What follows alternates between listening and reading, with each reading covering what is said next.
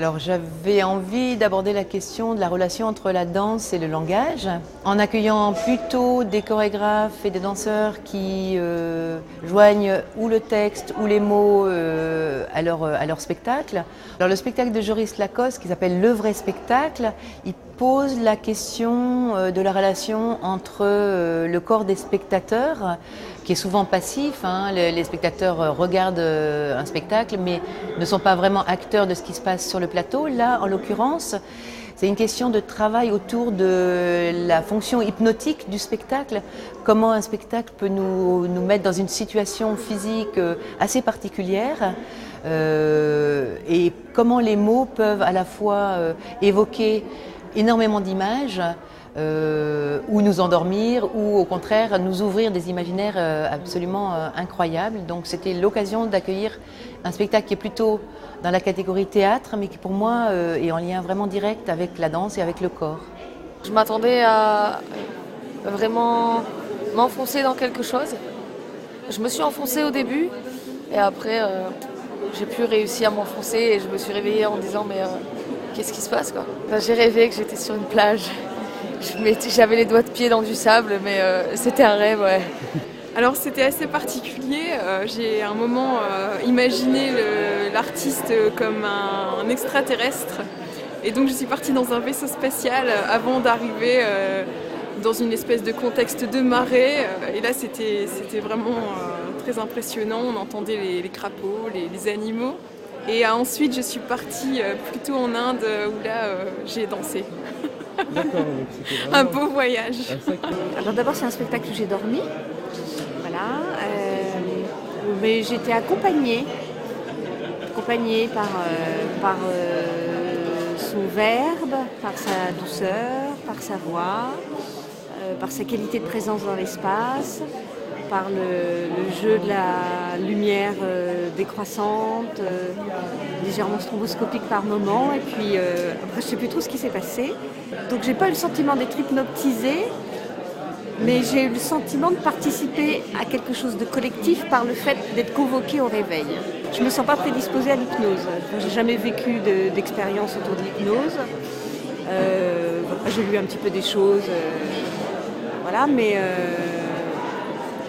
j'étais prête à une expérience en tout cas. Très souvent, au moment du Viva la Danse, on accueille une ou deux créations qui ont été créées en amont du festival.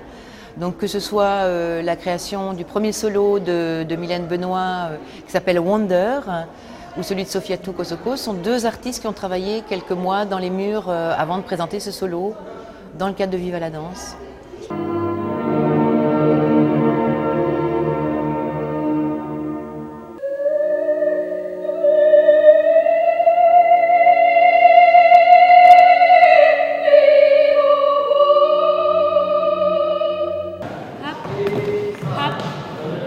Alors on a commencé à faire des percussions corporelles, on a travaillé tout ce qui était rythmique, les rythmiques, parce qu'en fait ça se rapproche vachement de tout ce qui est travail de claquettes et on se base énormément sur le son des pieds en fait. Voilà, moi l'idée c'était d'essayer de savoir danser un petit peu pour profiter encore plus du bal de vendredi soir.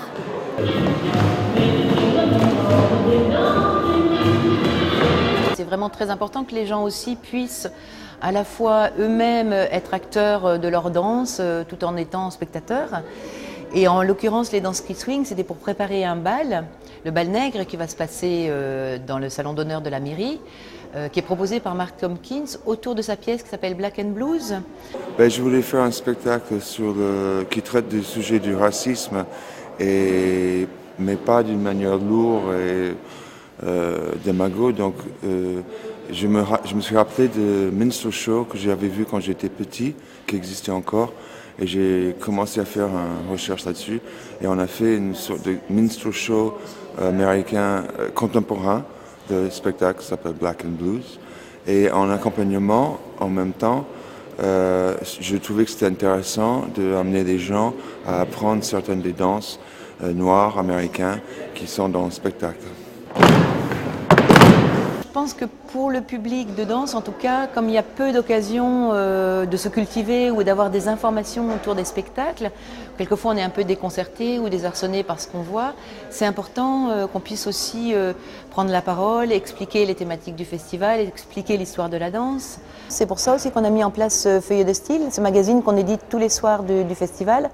Ça permet pour les jeunes journalistes en herbe, qui peuvent être à la fois des futurs journalistes mais aussi des amateurs, de porter un regard critique sur les pièces qui sont montrées dans le festival.